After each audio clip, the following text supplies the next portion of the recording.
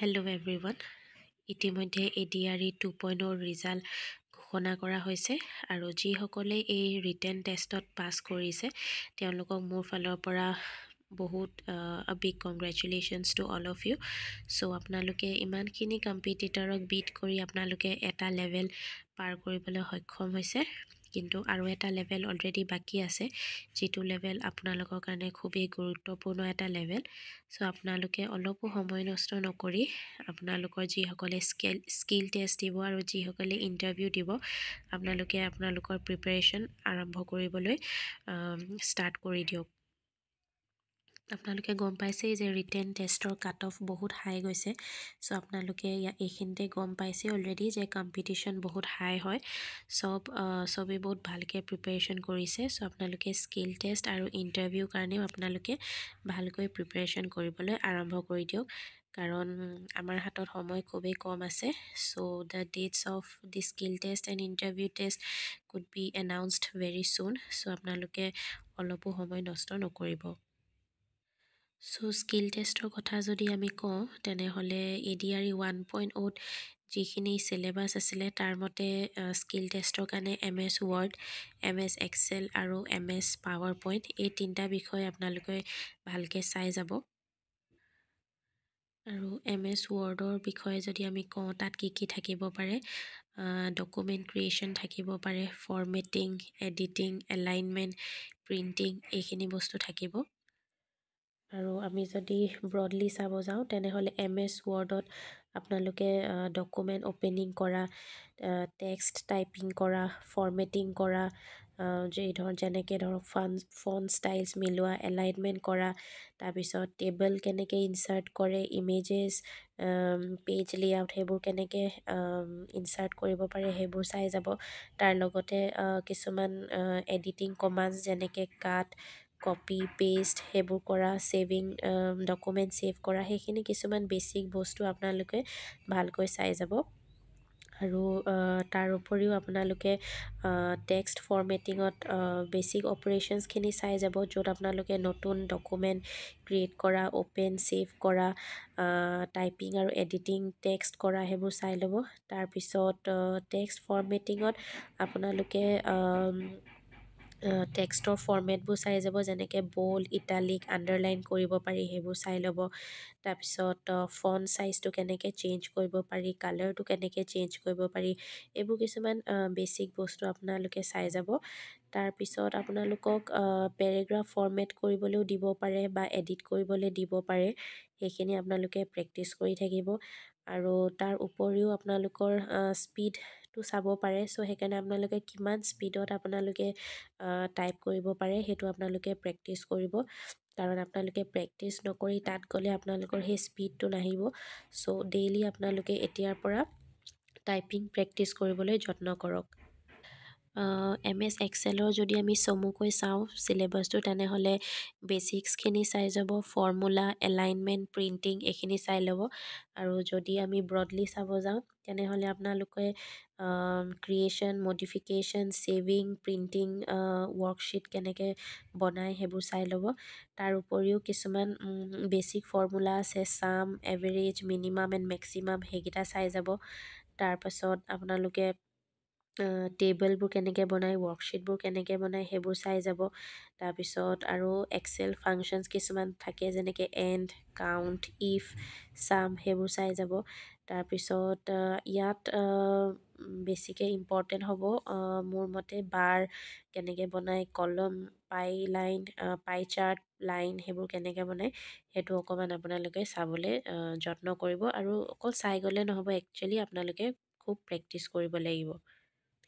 তাৰপিছত থাৰ্ডটো হৈছে MS power point. তাতো আপোনালোকে ডকুমেণ্ট ক্ৰিয়েশ্যন, ফৰ্মেটিং, এলাইনমেণ্ট এইবোৰ চাব লাগিব। আৰু তাৰ যোনখিনি আমি ব্ৰডলি যদি চাওঁ তেনেহ'লে আপোনালোকে কেনেকৈ শ্লাইড বনায়, তাত কেনেকৈ টেক্সট এড কৰিব পাৰি, ফৰ্মেট কৰিব পাৰি, কেনেকৈ ইমেজেছ ইনচাৰ্ট কৰিব পাৰে, এনিমেশ্যন সেইখিনি আপোনালোকে চাই যাব।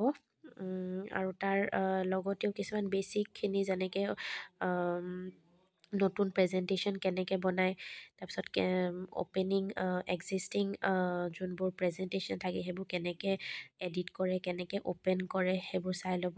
তাৰপিছত যিবোৰ প্ৰেজেণ্টেশ্যনৰ যিবোৰ শ্লাইড, সেই শ্লাইডবোৰ কেনেকৈ বেলেগ বেলেগ থিম তাত এড কৰিব পাৰি, কেনেকৈ বেলেগ বেলেগ কালাৰ এড কৰিব পাৰি সেইবোৰ চাই ল'ব। ইনচাৰ্টিং শ্বেপছ, টেবলছ, চাৰ্টছ সেইবোৰ বেছিকৈ ইম্পৰ্টেণ্ট হয়। তাৰপিছত এনিমেশ্যন সেইবোৰো চাই ল'ব, এনিমেশ্যন ইনচাৰ্ট কৰিব পৰা সেইবোৰো আপোনালোকে প্ৰেক্টিচ কৰি থাকিব। আৰু আপোনালোকে ইয়াত স্কিল টেষ্টত মেইন হৈছে আপোনালোকৰ প্ৰেক্টিচ। ছ' আপোনালোকে আজিৰ পৰাই প্ৰেক্টিচ কৰা আৰম্ভ কৰি দিব, কাৰণ আপোনালোকৰ ইয়াত স্পীডটোৱে মেইনলি চাব। স্পীডটো যদি আপোনালোকে প্ৰেক্টিচ কৰি নাথাকে আপোনালোকৰ স্পীডটো নাহিব। So' don't waste your precious time. আপোনালোকে আজিৰ পৰাই এই এক্সেল, ৱৰ্ড, পাৱাৰ পইণ্ট এইকেইটা গোটেইকেইটা প্ৰেক্টিচ কৰিবলৈ আৰম্ভ কৰি দিয়ক। নেক্সট হৈছে ইণ্টাৰভিউ। ইণ্টাৰভিউত বেচিকেলি আপোনালোকৰ নামৰ মিনিং সুধিব। তাৰপিছত আপোনালোকে য'ত জন্মগ্ৰহণ কৰিছে জন্মগ্ৰহণ কৰা ঠাইৰ বিষয়ে আপোনালোকক সুধিব। তাৰপিছত আপোনালোকে যদি কিবা চাকৰি কৰি আছে, কৰ্মসূত্ৰে যদি আপোনালোকে মাজুলীত আছে, মই এক্সাম্পল দিছোঁ, তেনেহ'লে মাজুলীৰ বিষয়ে আপোনালোকে চাই যাব। তাৰপিছত আপোনালোকক সুধিব পাৰি আপোনালোকৰ হবিজৰ কথা। হবিজ আপোনালোকে যদি কয় কিতাপ পঢ়ি ভাল পাওঁ, তেনেহ'লে আপোনালোকক বহুত চান্স আছে যে ৰাইটাৰৰ বিষয়ে সুধিব পাৰে, কিতাপৰ বিষয়ে সুধিব পাৰে। ছ' এইবোৰো চাই যাব। আৰু আপোনালোকে যদি হবিজত যদি পয়েম ৰাইটিং বা পয়েম ৰিচাইটেশ্যন বুলি কয়, তেনেহ'লে ফেমাছ পয়েটৰ নাম সুধিব পাৰে। ছ' সেইসমূহ বস্তু আপোনালোকে এতিয়াৰ পৰাই নোটছ বনাই লওক, আৰু সেই নোটছখিনি আপোনালোকে ডেইলি প্ৰিপেয়াৰ কৰি যাব। তাৰোপৰি আপোনালোকৰ এডুকেশ্যনৰ বিষয়ে সুধিব পাৰে, যেনেকৈ আপোনালোকে কোন স্কুলত পঢ়িছিলে, কোন কলেজত পঢ়িছিলে, কলেজখনৰ কিবা ইম্পৰ্টেণ্ট কিবা, যদি তেওঁ কিবা ঐতিহাসিক কিবা কলেজ হয় সেনেকৈ ধৰণৰ প্ৰশ্ন সুধিব পাৰে। আৰু নেক্সট সুধিব পৰা প্ৰশ্নটো হৈছে যে আপোনাক এই চাকৰিটো কিয় লাগে, বা আপুনি যদি অলৰেডি ক'ৰবাত কৰ্মৰত হৈ আছে তেনেহ'লে সেই চাকৰিটোৰ বিষয়ে বেছিকখিনি সুধিব পাৰে, যেনেকৈ আপোনালোকে কি কাম কৰে, কি নাই, ছ' সেই চাকৰিটো কিয় এৰিব বিচাৰিছে, সেই বিষয়ে আপোনালোকে অকণমান চাই যাব। তাৰ উপৰি আপোনালোকে কাৰেণ্ট এফেয়াৰ্ছ অকণমান প্ৰিপেয়াৰ কৰি ল'ব, যেনেকৈ ইম্পৰ্টেণ্ট কাৰেণ্ট এফেয়াৰ্ছ অসমৰ এতিয়া ঝুমুৰ বিনন্দিনী হৈ গ'ল, এডভান্টেজ আছাম 2.0 হৈ গ'ল, সেইবোৰৰ বিষয়ে অকণমান চাই যাব। মই এক্সাম্পল দিছোঁ, যেনেকৈ ঝুমুৰ বিনন্দিনীত কিমান হাজাৰ পাৰ্টিচিপেণ্টছ আছিলে, সেইসমূহ সুধিব পাৰে, কোন কোন আহিছিলে তাত, আমাৰ দেশৰ প্ৰধানমন্ত্ৰী আহিছিলে, সেইবোৰ চাই যাব। তাৰ উপৰিও আপোনালোকে এতিয়া ক্ৰিকেট হৈ আছে, চেম্পিয়নছ লীগ হৈ আছে, সেই বিষয়ে আপোনালোকে চাই যাব। ছ' এইসমূহে বেছিক কিছুমান আছে টপিকছ, সেইসমূহ আপোনালোকে এতিয়াৰ পৰাই আপোনালোকে নোটছ বনাই প্ৰিপেয়াৰ কৰি ল'ব, যাতে তাত গৈ আপোনালোকৰ খোকোজা নালাগে। যি সোধে আপোনালোকে তৎক্ষণাত আপোনালোকে স্মাৰ্টলি যাতে আপোনালোকে উত্তৰ দিব পাৰে। আৰু ইণ্টাৰভিউ টেষ্ট মানে আচলতে হৈছে পাৰ্চনেলিটিজ টেষ্ট। আপোনালোকৰ মেইনলি পাৰ্চনেলিটিটোৱে চাব। ছ' এটা ভাল পাৰ্চনেলিটি লৈ আপোনালোকে যদি যায়, তেনেহ'লে আপুনি আনতকৈ ভাল মাৰ্কছ পাবলৈ সক্ষম হ'ব। ছ' আপোনালোকে এইকেইটা বিষয়ত আপোনালোকে নোটছ বনাবলৈ নাপাহৰিব। আপোনাক যদি তাত সুধি দিয়ে আপোনাৰ নামৰ মিনিং কি, আৰু আপোনালোকে যদি খোকোজা লাগে, আপুনি নিজৰ নামৰ মিনিং ক'ব নোৱাৰে, তেনেহ'লে এইটো বহুত এটা বেয়া ইমপ্ৰেশ্যন পৰিব। বা আপোনাক যদি আপোনাৰ জন্মস্থানৰ কথা কিবা এটা কুৱেশ্যন সোধে আৰু আপুনি ক'ব নোৱাৰে, তেনেহ'লে সেইটো এটা বেয়া ইমপ্ৰেশ্যন পৰিব। আৰু এনেকুৱা কথা নহয় যে তেওঁলোকে আপোনালোকক যি কুৱেশ্যন সোধে আপুনি চব উত্তৰ দিব পাৰিব।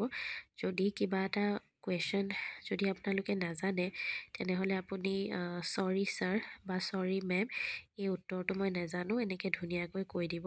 ছ' আপোনালোকে খালি তাত ভয় বা নাৰ্ভাছনেছটো আপোনালোকে নেদেখুৱাব। আৰু ইণ্টাৰভিউত ভাল কৰিবলৈ কাৰণে আপোনালোকে এতিয়া বেলেগ বেলেগ ক'চিং ইনষ্টিটিউটত অলৰেডি মক টেষ্ট আৰম্ভ হ'বই। চ' আপোনালোকে এটা বা দুটা মক টেষ্ট আপোনালোকে দি চাব। বেছি মক টেষ্টতো আপোনালোকে এপিয়াৰ নহ'ব। মেক্সিমাম দুটা মক টেষ্ট আপোনালোকে দিব পাৰে।